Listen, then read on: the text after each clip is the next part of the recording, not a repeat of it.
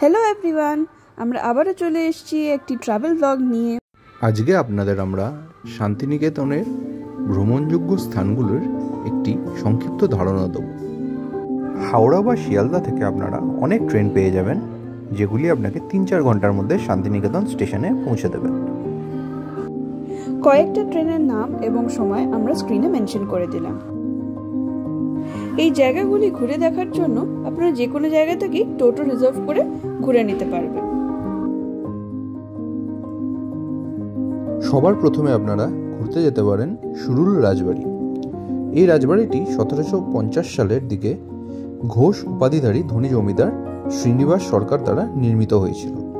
এই প্রাসাদটি তার বিশাল উঠোন, ঐতিহ্যবাহী দুর্গাপূজা উদযাপন এবং সামগ্রিক ঐতিহাসিক ও স্থাপত্যিক তাৎপর্যের জন্য পরিচিত। এরপর আপনারা ঘুরে দেখতে পারেন রবীন্দ্র মিউজিয়াম। এই জাদুঘরে রয়েছে রবীন্দ্রনাথ ঠাকুরের পাণ্ডুলিপি, ছবি, চিঠি এবং অন্যান্য ব্যক্তিগত জিনিসপত্র। তাছাড়াও আপনারা দেখতে পেয়ে যাবেন ওনার নোবেল পুরস্কারের একটি প্রতিরূপ।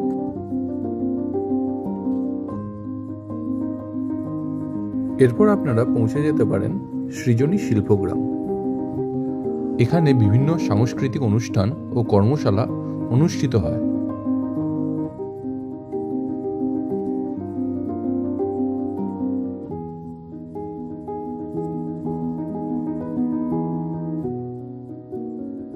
অক্টোবর থেকে ফেব্রুয়ারি মাস শান্তিনিকেতন ঘোরার জন্য খুব আইডিয়াল টাইম।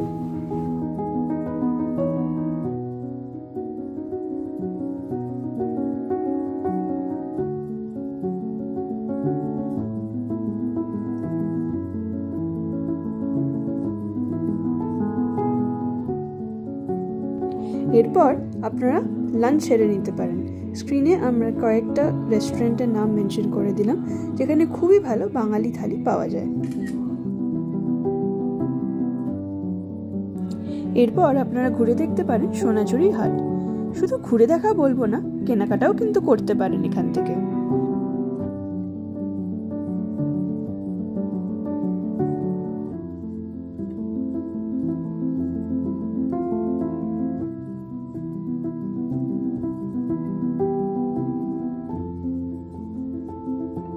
এখানে এই সুন্দর জিনিসপত্র কেনা ছাড়াও আপনারা বাউল গান উপভোগ করতে পারেন এবং আদিবাসীদের সাথে ওদের যে ট্র্যাডিশনাল ফোক ডান্স সেটারও আনন্দ উপভোগ করতে পারেন। সোনাঝুরি হাটের পাশেই কিন্তু রয়েছে আদিবাসীদের গ্রাম, সেটাও কিন্তু আপনারা ঘুরে দেখতে পারেন। এরপর বিকেলের দিকে আপনারা চলে যেতে পারেন কোপাই নদীর ধারে। ওখানে সানসেটটা খুব সুন্দর দেখায়। এই জায়গাটি এতটাই সুন্দর যে আমরা ঠিক করেছিলাম আমরা প্রি ওয়েডিং শ্যুটের কিছুটা অংশ এখানেই রাখব। আশা করছি ভিডিওটি আপনাদের ভালো লেগেছে। ভালো লেগে থাকলে অবশ্যই do like, share and subscribe to our channel.